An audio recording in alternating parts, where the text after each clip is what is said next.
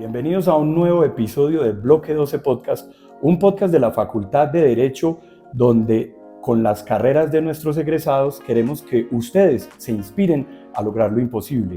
Hoy es un episodio maravilloso, es nuestro episodio número 40 y qué manera de celebrarlo que con Carlos Raúl Yepes Jiménez, egresado ilustre de la facultad que no requiere ninguna presentación y nos va a contar no solo todo su tránsito desde sus inicios en el mundo jurídico, sino su paso por la presidencia del Grupo Bancolombia y hoy por hoy todas las labores que desarrolla como miembro de juntas directivas, pero adicionalmente como él mismo se ha llamado enamorado de la gente y del servicio a los demás, y qué más que con el telón de fondo de sus 2 libros que ha escrito, que aparte de su carrera que ya es inspiradora, los libros también quedan como legado de su trayectoria. Carlos Raúl, qué rico tenerte con nosotros. Pues, Alirio, feliz de estar acá, de compartir contigo este rato y por supuesto en una iniciativa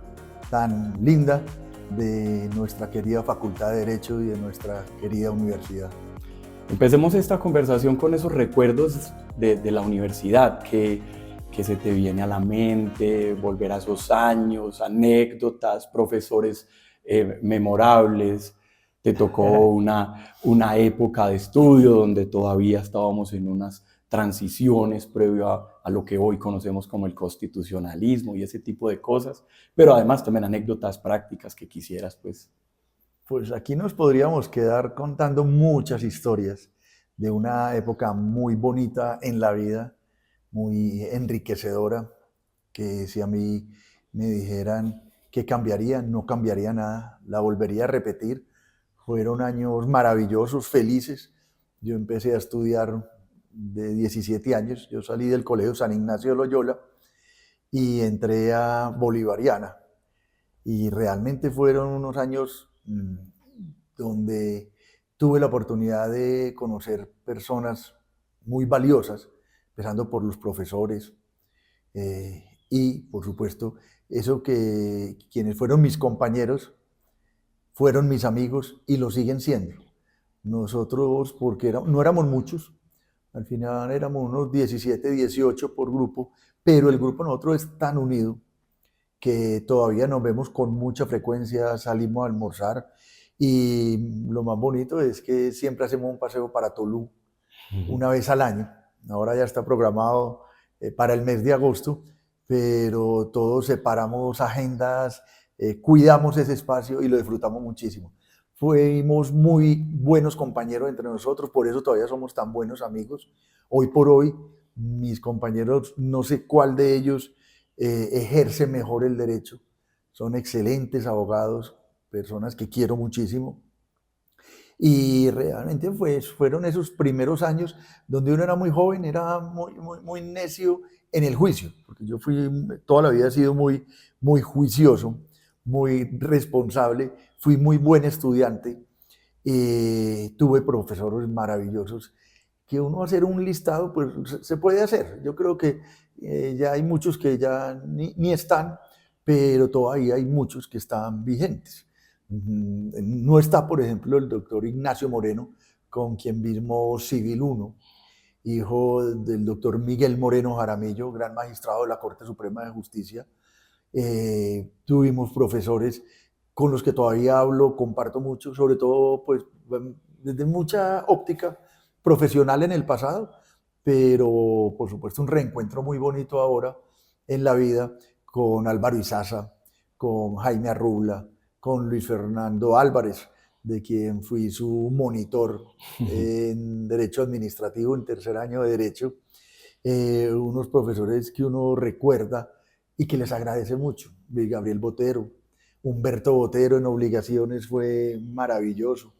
Los penalistas, el doctor Peláez, que de hecho Susana Peláez estudió con nosotros, era hija de él. Los procesalistas que le decían Juan Papeles, que era un profesor extraordinario. Casi todos muy buenos, por ahí hay unos regularcitos que por supuesto no voy a decir nombres, pero yo siempre veo la pared blanca y no el punto negro. Pero tengo Total. mucha gratitud con la facultad, con el decano de esa época, que era el doctor William Fernando Yarse. El secretario de la universidad era un señor muy cascarrabias, Alberto Londoño. Y ese, pues, uno parecía en el colegio, porque llegaba a las notas y lo sapeaba o le contaba a los papás. Las notas no las daban ni a uno, se las mandaban a los papás.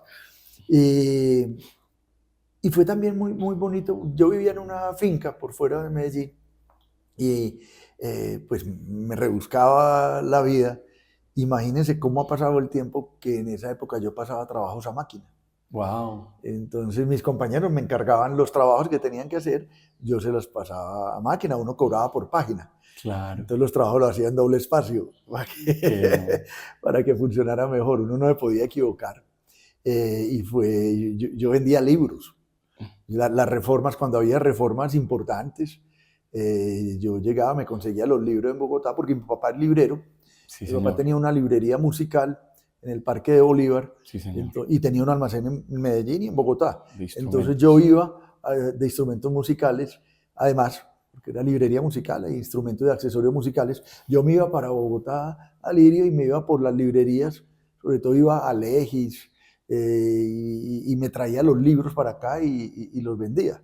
Yo llegaba y cogía una caja y en el segundo piso, porque de Bolivariana, porque nos tocó en el centro. Claro, ustedes les tocó en La el centro verdad es que todavía. ahora digo, nosotros, yo no sé, de milagro nos criamos, de milagro estudiamos, porque en el centro, pues nosotros no teníamos una cancha de nada. Creo que a la duras penas había una mesa de ping-pong y un ajedrez que alquilaban en la cafetería. Así es. Que había 3 personajes que yo creo que todos los que estudiamos en Bolivariano nos acordamos de ellos, que eran Ángel, Horacio y Mario. Ángel y Horacio eran hermanos y vivían agarrados. Ustedes no imaginan la pelea que nos tocaba ver entre ellos a toda hora. Y Mario era el mesero. Claro. Pero tenía una forma muy particular de cobrar. Eso nos sacaba plata de la mejor manera. Mario, ¿cuánto es? Y él decía, uno que me pidió, uno que le traje y otro que me llevo. Cobraba 3 tintos No, Dios por mío. uno. Los buñuelos eran buenísimos. Y como era tan recogido, Claro, eran el espacio tan reducido, uno no podía llegar a la cafetería sin saludar al doctor Carlos Jaramillo, el penalista, profesor de nosotros, porque ahí estaba la oficina de él. Total. Entonces yo le tenía miedo al doctor Jaramillo. Y una persona le contó que yo le tenía miedo y pasé por la oficina de él y me dice, él hablaba así, doctor Yepini, venga, venga. Y me entré yo a la oficina de él y me dicen por ahí que me tienes miedo. Y le dije, pues miedo no, doctor, pero sí, pues respeto. Y entonces me dice, ¿por qué no hacemos una cosa? La clase del viernes la vas a dar tú, sobre el parricidio. A mí nunca me olvida. Yo temblé, yo asustado, pero esa fue esa anécdota con el doctor Jaramillo. Y ya al final yo me iba a ir a estudiar al Instituto de Empresa, sí, señor, en Madrid, y presenté la tesis. Estaba el doctor Simón Raúl Inestrosa de jurado, que era del Chocó, sí, señor, muy de laboral, educado, muy querido, muy especial. Yo creo que se murió. Sí, que él ya y descansó, muy joven, sí. Pues me parece. Sí, fue una muy pérdida joven. temprana para la facultad también. Y el doctor Arrubla no fue director de tesis, pero fue jurado y me ayudó mucho a acelerar, porque yo me tenía que ir graduado. Y yo creo que fue una experiencia muy bonita. Me apoyó mucho la universidad. La carta de presentación mía al Instituto de Empresa fue el doctor Luis Fernando Álvarez, con quien me veo todavía en diferentes escenarios. A veces nos tomamos un café juntos, nos vamos para el Alto de las Palmas, claro, y ahí en Indiana, en Parmesano, conversamos. Y yo creo que fue por haber sido un buen estudiante, junto a otro compañero que es muy exitoso, que es Julio César Yepes, que ahora está pues litigando. Él litiga mucho en responsabilidad civil, Sí, señor. en administrativo, un buen procesalista, y está pues ahora muy metido con lo de ISA. A todos nos gustaban mucho los resúmenes. Nosotros hacíamos resúmenes para los compañeros. A Julio le iba mejor que a mí. Eran mejores los resúmenes de él. Lo que pasa es que los míos eran muy buenos, claro, y más organizados en cuanto al tipo de letra. Los de Julio eran más desorganizaditos, pero todos éramos felices con esos exámenes y con esos resúmenes. Y además, no sé por qué razón a nosotros todos los exámenes eran orales. Sí, y eran anuales para acabar Y de eran, estar no, muy eso bien. era, estudiarlos y prepararlos era muy duro. A mí, por ejemplo, me gustaba mucho ser de los primeros.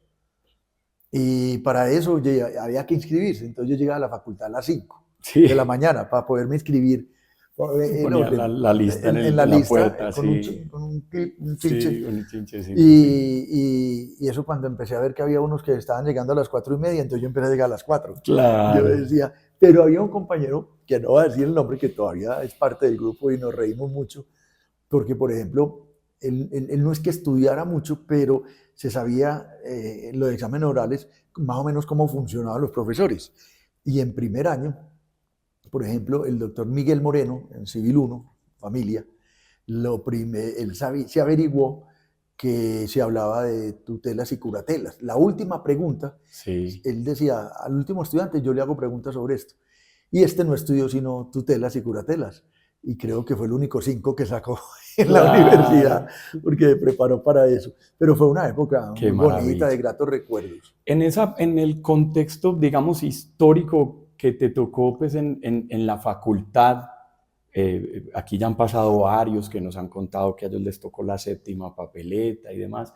¿A ti cuál fue ese contexto y qué pudiera rescatar de ahí? Porque entiendo que quizás no sé hoy por qué no hay como un activismo mayor en los estudiantes, pero en la época de ustedes era como más rico eso, además que al ser la universidad, la facultad más pequeña, como que se conocían todos y había una manera de unirse más alrededor de los diferentes temas socioeconómicos que estaban en la parte pues del contexto político del país, digámoslo así. Yo creo que, por ejemplo, en esa época nos tocó realmente la época de Belisario Betancur, Sí, del 82 al 86. Yo por allá hice algún proselitismo, yo no hago política electoral, pero seguramente en esa época algunos, un hijo de Mariano Ospina, claro.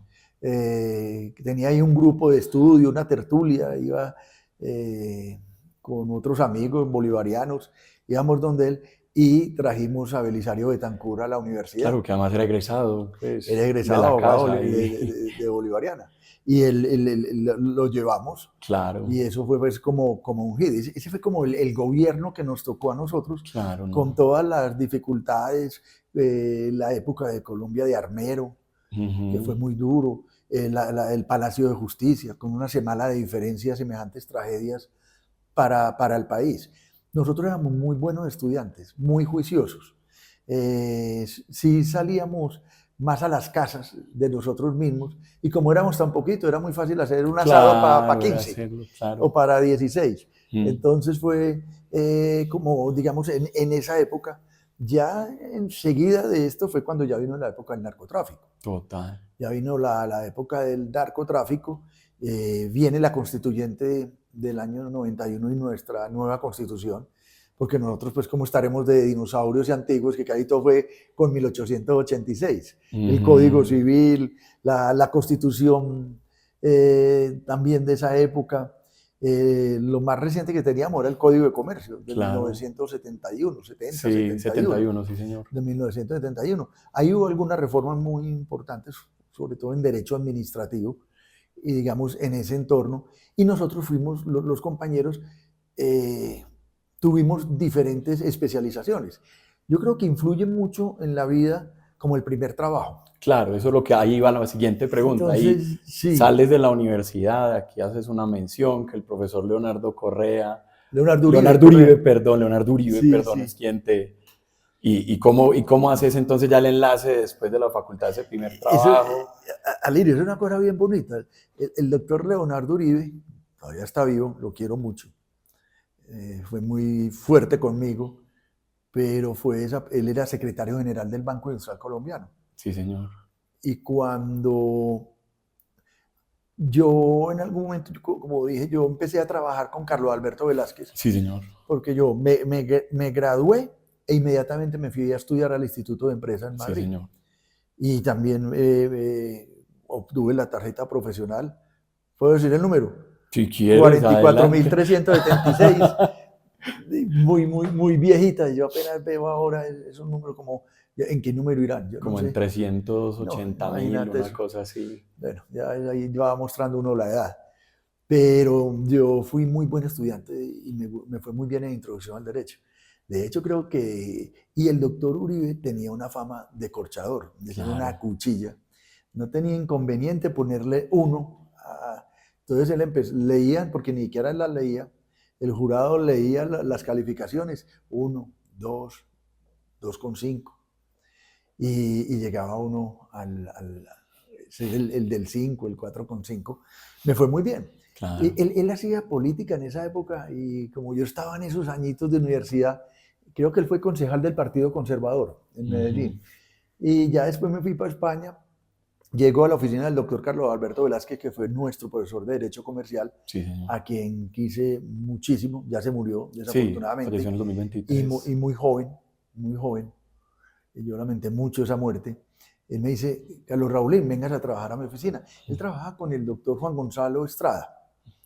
Y ellos se separaron, yo me quedé con el doctor Velázquez, pero fueron los años más maravillosos de mi vida, porque fue conocer ese derecho, ese ejercicio, no solamente desde lo sustantivo, sino desde lo procesal, porque Claro. nosotros, el doctor Velázquez tenía muy buenos clientes. Y era un arbitraje que en esa época Él no era tan también famoso y ya había estaba unos empezando inicios el del arbitraje, los centros de arbitraje. conciliación, y él era árbitro y también nos tocaba asistir arbitramente. Entonces a mí me tocó esa época Además que todo el... permanentemente iban organizando el libro de orden societario, que era otra de sus obras Otro, también, sí, las según dos, entendí. seguro él lo hizo pues con tanta gente buena que después estuvo en la oficina. Es que yo en la oficina era el único abogado, él y yo, y una secretaria y una señora que nos ayudaba y nos apoyaba ya en el servicio, el aseo. Pero yo era el que servía tintos, yo cobraba cartera, Claro, yo barría, todo. trapeaba. Que eso es Yo muy era, valioso aprenderlo uff, porque para mí es de la eso época forma más el importante. carácter y... Alirio, lo que estás diciendo es lo más importante. No hay trabajo que sea inferior, que lo haga sentir a uno mal. Yo, por ejemplo, el trabajo siempre lo dignifica a uno. Yo le agradecí al doctor Velázquez que me diera la oportunidad tan joven de llegar a poder trabajar en una oficina de abogados, irme a hacer embargos, ir a inspecciones de policía. Nosotros teníamos que llevar la máquina de escribir para ir a hacer todas las diligencias de inspección judicial. Es más, teníamos que llevar hasta el papel, no solamente para la inspección, sino para los juzgados. Yo hice la práctica en, en, en derecho penal y después en derecho civil. Y tan de malas, el primer muchacho que defendí se había robado una cadena de oro en Belén Ah, y lo condenaron. ah, Pero nunca me olvida esa primera vez, esa tristeza de uno ver que lo condenaban claro. y de ese muchacho. Pero uno, yo, por mi formación con los jesuitas, uno es muy sensible, muy conectado con los demás, con el otro. Entonces, es además de empatía y compasión, porque la empatía es entender los sentimientos de las personas, pero la compasión es entender el sufrimiento de las personas. Entonces, Total. eso, en ese ejercicio profesional inicial, fueron casi tres años hasta que me llamaron para Univán, Para un Iván. y muy joven. Entonces fui a ser director jurídico de la Unión de Bananeros de Urabá. Imagínense, yo feliz. Yo me iba para el campamento apartado y no me venía los fines de semana porque me quedaba parrandeando allá en apartado, en Decoclí, en Turbo, en Carepa, en Claro. Chigorodó. Y el campamento era muy bonito, porque vivir en campamentos es una Sí. experiencia maravillosa. Los comedores comunales, tenía piscina, cancha de fútbol. En eso entonces ya Entonces, la oficina central era aquí en el edificio Coltejer, en el ¿cierto? edificio Coltejer, yo trabajaba ahí en el piso 14, Sí, señor. al lado de Presidencia. Ya después de estar en Univán, que también pues, Todavía sigue siendo porque tuvimos la oportunidad de estar entrevistando para este podcast también a Marcela Estrada, Marce estuvo, nosotros trabajamos juntos que y es después quien hoy está pues en la Secretaría General y Marcela sigue Estrada siendo la misma Montoya. oficina. Y ella me dijo, aquí estuvo Carlos Raúl también en esta misma oficina. Así, mira, no Sí, sabía. señor. Pero Marce y yo fuimos compañeros Claro, en sí, el BIC, señor. Sí, señor. extraordinaria abogada, una Entonces mujer te tocó demasiado ahí. valiosa. Yo la quiero mucho, mucho, mucho, Y mucho. entonces te tocó ahí un Iván y ahí Y hay un estuviste Iván cuánto y tiempo. Ah, en el sí, centro era muy señor. bueno, otra vida. Mi papá tenía el almacén en el Parque de Bolívar. Era, Entonces yo sí, era viví, cerca, claro. entonces con Junín llegaba al edificio Coltejer. Pero yo me iba a morir. Había un negocio que le llamaba Salsamentaria al Colmado. Uy, los mejores buñuelos. y yo me iba pegando una engordada porque todas las mañanas bajaba al colmado por mi buñuelo. El Claro. buñuelo era de este Claro, tamaño. los que después quedaban Fuente Azul, que también eran grandes, y sí, Exactamente, señor. los mismos. Sí, Eso pues señor. pegarle a eso los dientes era muy difícil. Eso no había sitio. Todas Pero fue esas muy bonita esa época experiencias. en Univán. Hubo momentos muy difíciles. Nosotros nos retuvieron la guerrilla en Urabá en Ujú. un proceso de extinción de dominio de un predio que se llamaba Puerto Boy. Fuimos allá con la Procuraduría, de las primeras funcionarias públicas con las que tuve acercamientos y trabajamos juntos fue con la doctora María Cristina Santa María, que era la jurídica del INCORA en Antioquia. Pero después de Univán, que inclusive allá llegó Carlos Mario Giraldo en su momento. Nosotros hemos sido Sí, muy amigos señor. toda la vida. Sí, Yo señor. con Carlos Mario y con todos sus hermanos y hermanas. Y Carlos Mario llega en determinado momento a Univán y yo llegué de abogado, pero me nombra director jurídico. Y después de como de 3 años fue que me encuentro con el doctor Leonardo Uribe, que me llama. Claro, ahí Me para dice, mí. Carlos, quiero que te vengas a trabajar al BIC. Se va Beatriz María Arango, Sí, la señor. doctora Beatriz María, que era profesora de nosotros de Constitucional. Ella fue secretaria de la Gobernación de Antioquia y se retira del banco. Y yo llegar a reemplazar a la doctora Beatriz María, eso era pues, Claro. me parecía y yo tan joven. Pero el doctor Uribe creyó en mí.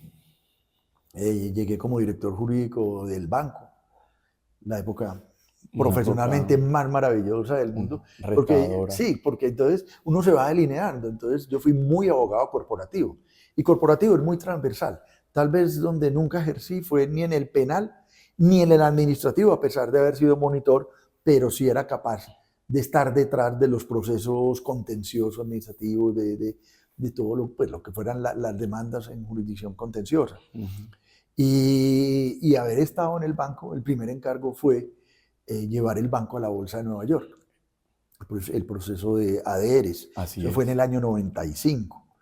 Y yo estuve encargado de ese proyecto bajo la tutoría del doctor Leonardo Uribe, pero porque era un ejercicio en inglés. Y Ujú. entonces en esa época no se hablaba mucho Sí, no inglés por había lo tanto abogado, pero bilingüismo. yo toda la vida pues fui muy cercano a eso, me gustaba, estudiaba, hice todos los cursos del Colombo Americano y casi que yo podría decir que el 30% de mi día era en inglés, porque me tocaba la relación con los abogados americanos. Ya después de eso fue la compra del Banco de Colombia, donde también hice parte de todo ese proceso, todo ese proyecto, y después estuve al frente de la fusión Así del es. BIC y Banco de Colombia, también eso es lleno de temas legales, Que por donde hay, ustedes quieran. Ahora que estamos viendo, por ejemplo, lo de Frisbee, miren, toda la vida se han robado las marcas, toda la sí, vida ha señor. habido piratería marcaria. A nosotros nos tocó, cuando nosotros hacemos la fusión, el dominio bancolombia.com ya se lo habían llevado y nos Total. tocó solicitar un arbitraje entre la OMPI, la Organización Mundial de la Propiedad Intelectual, presentamos la demanda y tengo este recuerdo, el mismo día que fallaron a favor nuestro, ese día fallaron a favor de Microsoft y del cantante Sting. Mm. Esas 3 demandas de arbitramiento salieron ese mismo día y las 3 eran de piratería. Entonces, pero el proceso de negociación con los Gilinski, la cantidad de cosas que había que hacer, la estructura Que misma a de los eso, contratos. Un total. contrato, tú te paseas por todo el derecho, porque eso tiene cláusulas laborales, penales, ambientales, fiscales. Y nosotros pues aprendimos a desarrollar, digamos, esa experiencia y sobre todo en un tema que le comentaba, que era la parte final de esos contratos, que son las responsabilidades, los escrow Ujú. accounts, Los los covenants, los... covenants, que son las obligaciones futuras, que de hecho ahí nació el conflicto con Gilinski. Y ya después, en algún momento, me llaman y me dicen, es Que que, era una dime, interrupción nomás porque era ahí que quería hacer un pequeño apunte y es uno serio, otro más chistoso que lo contaste en una de las asambleas que participaste. Entonces, primero el tema serio era que te tocó esa época en la que empezó muy activo el mundo de las fusiones y las adquisiciones en no, Colombia y que además eso coincidió, que también aquí tuvimos pues un invitado que fue Jairo González de Nutresa, que nos contó que en su momento pues también empezaba a estar toda esta ola del grupo Gran Colombiano y el señor Mikkelsen y todo lo que había sucedido alrededor de, que termina también pues con las operaciones pues que ustedes estaban haciendo, que también curiosamente cuando fuimos este año a la asamblea donde hoy cambia, ya no es Grupo Bancolombia, es Grupo Civest, estaba también la anécdota que contaba el presidente del banco que por qué en la bolsa la acción se llama CIB y no BIC porque era Banco Industrial Colombiano, pues Colombian gastaba Industrial Bank. dos lapiceros y que ahora pues decidieron y que pues de ahí sale el origen de Grupo Cibes, que eso es como la figura. Entonces era como que me imagino que fue también muy apasionante porque en Colombia no existía antes un antecedente de esa materia de fusiones y adquisiciones que me contaste que siempre estuvo muy presente en tu vida porque aún después cuando llegas a Argos, todo el tema interno de cementos, infraestructura y cómo lo van organizando y las adquisiciones de las cementeras diferentes que también estuvo, pero me estoy adelantando. Y que quería hacer el apunte chistoso, que de ahí es de donde te queda lo que pues hiciste, pues esa intervención famosa de la cicatriz Gilinski. Esta. Pero la cicatriz Gilinski, pero solamente quería recordar ese apunte que fue que dijiste, pero eso creo que lo quisiera más que es en la siguiente parte, que ya nos enfoquemos en esas habilidades de los profesionales. Ahí vas a Argos. Y ahí lo que tú estás diciendo, Alirio, sí, es muy señor. importante, digamos, en el ejercicio en el mundo derecho de esa época. En el mundo del M&A o de fusiones y adquisiciones era muy escaso. Aquí, yo me acuerdo cuando fui donde mi jefe, el doctor Uribe, le dije, doctor Uribe, nos va a tocar hacer una OPA. ¿OPA? ¿Qué es eso? ¿Cómo que una sopa? Y él se reía de eso, no sabíamos que era una OPA. No, el gobierno corporativo no existía. Sí, señor. Yo hice parte del primer círculo de compañías de gobierno corporativo, todo lo que fue el desarrollo de corporate governance desde el año 2000 en adelante, bajo la IFC, y en Brasil hice una ponencia que salió y después resultó de un apéndice de eso. Entonces, nos empezamos a formar más desde la experiencia. Las mismas normas de la superintendencia financiera no sabían de eso. El derecho comercial no estaba preparado para eso. Las normas eran aisladas. Había una gran persona, un gran profesor que yo quise mucho y que fue un formador de muy buenos abogados, que era el doctor Ignacio Sanín. Sí, señor. De hecho, me dio mucho pesar la muerte de él, pero lo que no supe es que estábamos a 3 habitaciones en la clínica hospitalizados al mismo tiempo. Y me di cuenta porque nos escribimos para saludarnos. Y él me dijo, no, yo estoy en la clínica del Rosario en la 503. Y yo le dije, no me diga, yo estoy en la 507. Y él se murió a los 3 días, pero él fue un formador, fue por de nosotros de Derecho de Sociedades y Derecho Tributario. Sí, señor. Pero ahora mencionabas a Jairo González, Rafael Olivella, sí, señor. Anita Barrientos, Santiago Cuartas, una camada de abogados excelentes, Sebastián en Postobón hoy. Sí, señor. Barrientos. Sebas Barrientos. Excelentes abogados, dependíamos de eso. Entonces, aprendimos a hacer contratos de fusiones y adquisiciones, de compras, a hacer OPAs, y eso nos fue llevando poco a poco a muchas otras adquisiciones y fusiones desde lo corporativo. Ya después, mientras yo estaba en el banco, es que al doctor José Alberto Vélez, de ser presidente de Sura, lo nombran presidente de Argos. Y él me llama y me dice, yo quiero que me acompañes en el equipo. Ya el doctor Vélez lo había visto 2 veces en junta directiva del BIC. De hecho, yo no iba a la junta porque el que iba era el secretario general, que era el doctor Leonardo Uribe. Y fue otra época maravillosa. Lo acompañé, siempre ha sido muy especial conmigo, todavía hablo con él.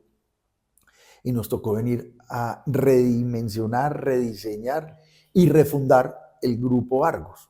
Ahí es donde nace, porque el primer encargo que me hicieron fue la fusión de las 8 cementeras. Total, sí. Ahí hicimos todos los contratos, fue muy difícil. Me inventaba cosas muy interesantes, precisamente cuidando la información privilegiada. Uno, ¿cómo hace para hacer una junta directiva en Tolú? En Tolcemento, o en Colclinker en Cartagena, o en Cementos Caribe en Barranquilla, o aquí en Medellín, Caro, Naire, Río Claro, los del Nare, sí, señor. Cairo, Nare, o Paz del Río, sin que se viole y entonces a mí se me ocurrió una cosa y lo que hice es, vamos a hacer unas juntas directivas conjuntas al mismo tiempo. y la hicimos en el Hotel Inter, una junta directiva con 8 juntas directivas y con 8 actas. Claro. Entonces eso fue una cosa donde y teníamos ya muy organizado todo esto, aprendimos muchísimo. Ya después, cuando viene la internacionalización, a mí me tocó todo el proceso de compra de la costa este de los Estados Unidos. Así es. Desde Carolina del Norte, Carolina del Sur, Georgia, todas esas concreteras. Y a la junta directiva del doctor Vélez les dio ya, vámonos para la costa este, la costa oeste. Y allá también nos fuimos para Texas. Y fue ese gran grupo Argos internacional que acaban de vender por casi $4 billones, donde también tuve oportunidad de hablar con todos mis compañeros de trabajo de la época en Argos, Jorge Mario Velázquez, Ricardo Sierra, que está de presidente de Celsia. Sí. Fue una época muy bonita y, digamos, se fundó ese cemento de Argos. Y además una cosa muy interesante, cuando se vende Coltabaco, sí, nace Colinversiones, el doctor Vélez a Ricardo Sierra y Hernando Gómez nos dice, yo necesito que me digan yo qué hago con un cheque de $300 millones. Sí. Y nos encerramos 6 meses a ver cómo hacíamos. Y ahí es donde nace Celsia. Ahí es donde nace. Compramos EPSA Sí, y en esa época, otra época maravillosa.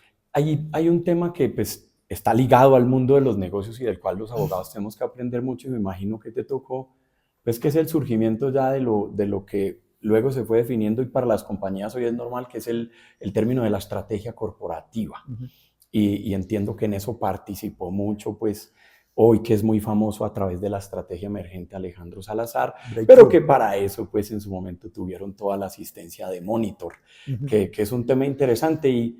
Y antes de pasar, que no se nos olvide ahorita cuando hablemos de eso, ¿cuál fue ese como, de ahí que tú dijiste, uy, qué nota ser abogado, aprender de contratos, pero cómo fue ese primer enfrentamiento ya con, digamos, como más directamente vinculado con la estrategia? Pues que nos contaste que empezaste en la jurídica, pero te fueron entregando por encargo unas áreas y tu trabajo jurídico se transversalizó, pero además tuviste que ya empezar ahí, digámoslo, la transición de abogado a empresario.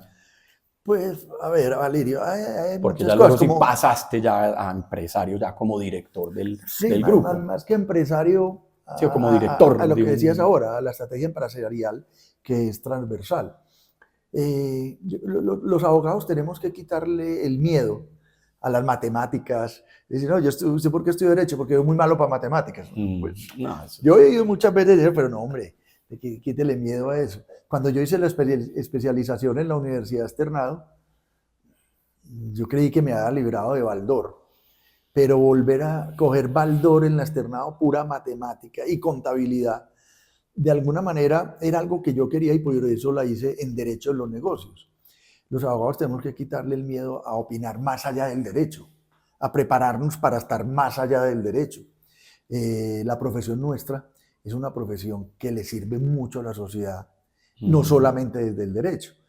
Entonces yo desde el principio, cuando me fui para el Instituto de Empresa, donde no pude terminar, pues yo me fui a hacer un MBA en inglés, que era el Executive MBA de las primeras promociones, hace muchísimos años, pero me da tanta alegría que todavía, aunque no pude terminar con el grupo, yo voy a Madrid y siempre me veo con mis compañeros y sus esposas y esposos, con los hijos. Entonces lo disfruté muchísimo. Entonces, digamos que el abogado tiene esa capacidad de ser transversal. Y lo que yo invito siempre es que quítele el miedo a las matemáticas, a participar de la estrategia. Uno puede hablar de otras cosas y hablar con profundidad. También se prepara. Entonces yo leía libros de administración y me fui formando, pero la vida misma me fue llevando también seguramente en esa mezcla entre ser abogado y ser corporativo, y tener que tener tanta interrelación, por ejemplo, tanta interrelación con los banqueros de inversión del mundo, JP Morgan, UBS, Credit Suisse. Uno entendía ya muchísimas otras cosas, saber leer los balances. Imagínese uno llegar a la presidencia de Bancolombia sin saber leer un balance. No, eso es imposible. Pues por lo mínimo que digo, pero eso ya es un mundo mucho más profundo, más delicado. Pero ahí aparece otra cosa, Lirio, que es muy importante para nosotros, y es que uno no está solo. Total, el trabajo en equipo, que a veces uno está muy formado, muy adversarial, pero siempre... Yo te digo, yo siempre tuve o muy buenos jefes, o muy buenos compañeros de trabajo. Entonces nosotros lo disfrutábamos muchísimo, trabajábamos muchísimo. Yo en el banco tuve compañeros como un Jaime Alberto Velázquez, que fue el financiero, pero Total, y Jaime y yo todavía. fuimos los muchachitos que en su momento el doctor Jorge Londoño, a Jaime como financiero y a Carlos Raúl como abogado, nos llamó para hacer el proceso de adquisición del Banco de Colombia. Y en el libro de Gloria Valencia, Sí, señor, sobre sí, la el historia de... del GEA, nos mencionaba muchas veces de todo Claro. ese proceso, cómo fue. Pero es una invitación, yo creo, a perderle miedo a muchas cosas, a compartir con la gente y a creer en las personas. Claro. Sabemos que el tiempo, porque tienes muchos compromisos y nos encantaría pues tenerte, pero tenemos ya un poco más para terminar, aunque puede ser una Vamos. segunda oportunidad tenerte en parte 2. Digamos que ya pasaste al grupo y hoy por hoy estás pues en otras gestiones, esa parte del grupo ya es muy conocida y eso has hablado en otros escenarios. Quisiera que nos enfocáramos ya en esa parte interior de formación, de carrera. En tu vida estuvo muy presente la música por tu padre, Jairo y Casajayis y lo que ya nos contaste. ¿Crees que eso incidió en ti, en la disciplina, en el orden, en la dirección, en poder ser capaz, como se dice, de darle la espalda al público y la cara a la orquesta para que lo hiciera bien y eso influyó en ti y que has contado en otros escenarios? ¿Y qué otras herramientas fuiste desarrollando aparte del profundo conocimiento jurídico que ya nos has contado? Que tú dijiste, esto fue lo que construyó mi carrera y me ayudó siempre a irme apalancando para avanzar, como esos consejos de carrera que nos gustaría que le des a toda nuestra comunidad pues que hoy te vemos. Gracias, Alirio. Yo creo que hay cosas muy importantes, no hay una sola. Sí, sí, es una Hay construcción. unas que uno tiene control, que las busca, pero otras son oportunidades que se presentan en la vida. Hay que saberlas aprovechar. Yo creo que uno dice, yo quiero ser presidente de Bancolombia. Yo nunca pensé eso. Lo que sí es que yo fui muy buen empleado y siempre me creí soldado, así yo fuera el presidente del banco. Siempre pensando en el trabajo en equipo, en trabajar con las personas. Yo lo digo en muchos eventos y escenarios donde me toca estar, que uno es fruto de su formación, uno es fruto de sus relaciones y uno es fruto de sus conversaciones. Completamente. Buenas o malas, pero uno es fruto de eso. Yo tuve la fortuna de estar en una muy buena familia, de un papá muy esforzado, fue a estudiar música de Europa, donde en eso no había. Mi papá hablaba 5 idiomas. Así es. Y se rebuscó la vida. Le mandaba a sus hermanos del almacén Jai, del santuario, y después en Carabobo, instrumentos musicales, accesorios musicales, libros, y los vendían en Medellín y con el almacén de ellos, que no era de música, y con eso sobrevivió mi papá mucho tiempo. Era muy disciplinado, era muy La juicioso. disciplina.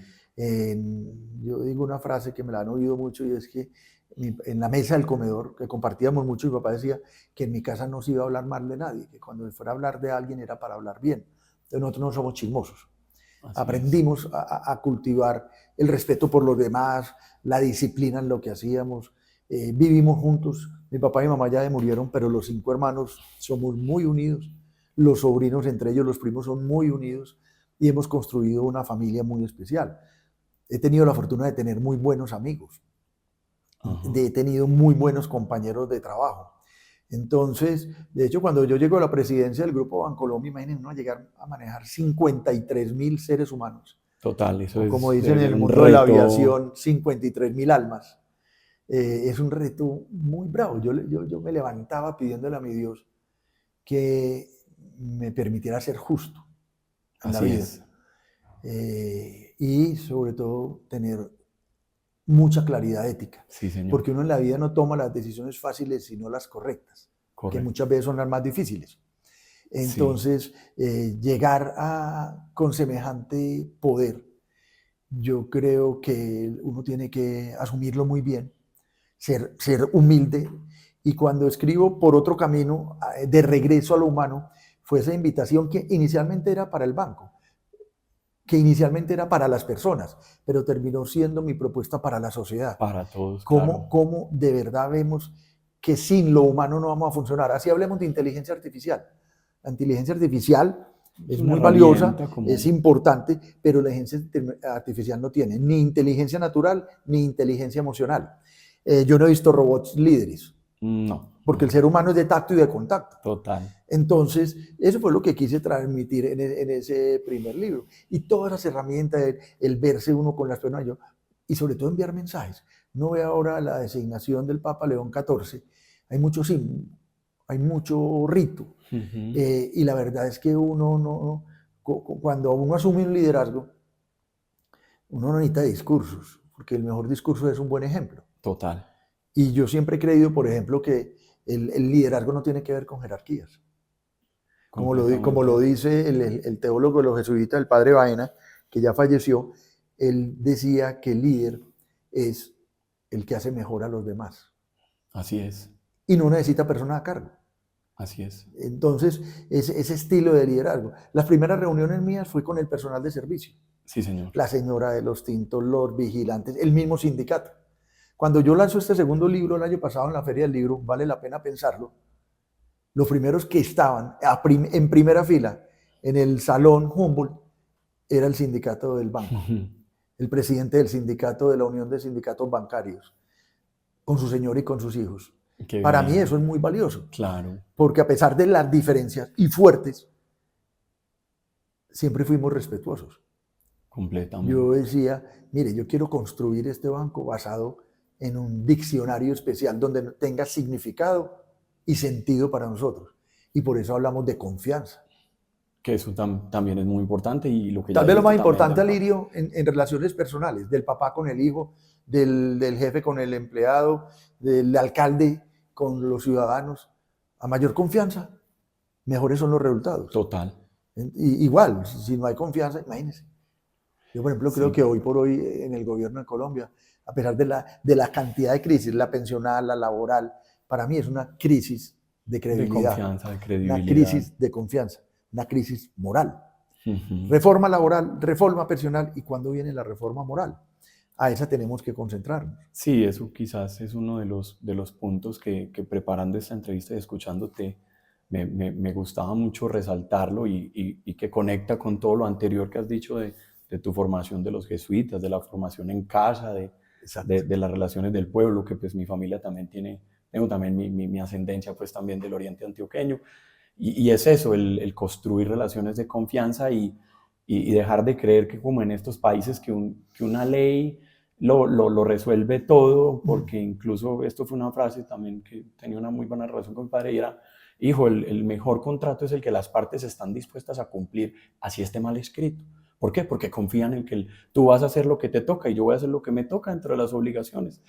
Ya para cerrar, porque sabemos que estamos cortos y tenemos 2 minutos. Pero muy bueno haber podido repasar la historia. Últimas 2 preguntas es, si quisieras darnos como 2 consejos puntuales, es uno, ¿cuáles son los libros fundamentales que tú dirías hoy las personas que se están formando en Derecho o incluso cualquier otra carrera deben leer? Y último, pues un consejo pues para la comunidad jurídica y todos aquellos que te vemos brillar. Estamos muy orgullosos de ti en este espacio, además. Muchísimas gracias, Alirio, y este espacio del Bloque 12. El Bloque 12. Se llama así porque actualmente es el Bloque 12. A ti te tocó muy bien. Playa, ojalá no hubiera tocado una cosa bonita, elegante, con campus.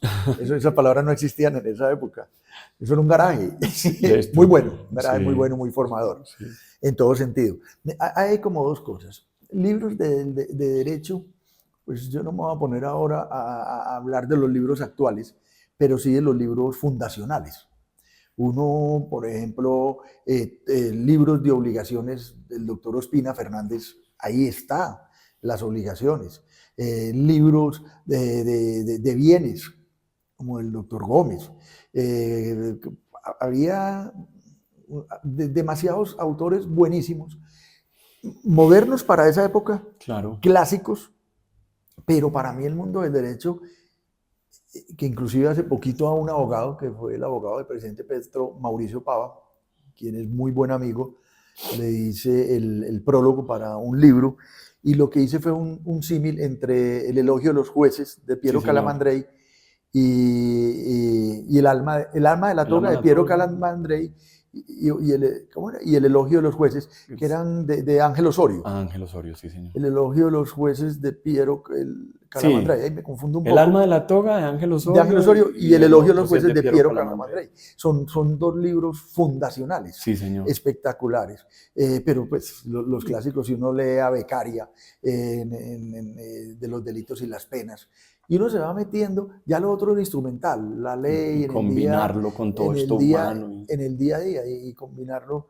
con el buen criterio, con la experiencia, con la formación y sobre todo uno creérsela de verdad en el sentido en que uno puede transformar positivamente la sociedad. Total, sí, señor. Y cuando uno pasa al mundo empresarial, creo que en algún momento logramos decirlo muy bonito donde yo estuve, tanto en Arbus como en Bancolombia, y era que nosotros nos soñábamos un país económicamente próspero, ambientalmente saludable y socialmente incluyente. Esa fue una directriz nuestra. Por ejemplo, ya empezamos a hablar del triple balance, la sostenibilidad, total, las sociedades BIC, del reporte GRI, de todos estos temas. Y si yo me pusiera a hablar de libros, tal vez vale la pena pensarlo para terminar. Sí, señor. Es muy, muy interesante porque cuando yo estudio humanidades en EAFIT hace 4 años, que me fue muy bien y la tesis salió muy bien, la tesis era Fake News y Democracia, por decirlo así, un poquito, el título era más elaborado para poder ser académico. Claro. Pero yo haber pasado de Derecho de UPB a haber estudiado en los cursos en Estados Unidos, de haber llegado a estudiar en la Universidad Externado, Derecho de los Negocios y haber terminado Humanidades en EAFIT, volver a la filosofía, a la historia, al lenguaje.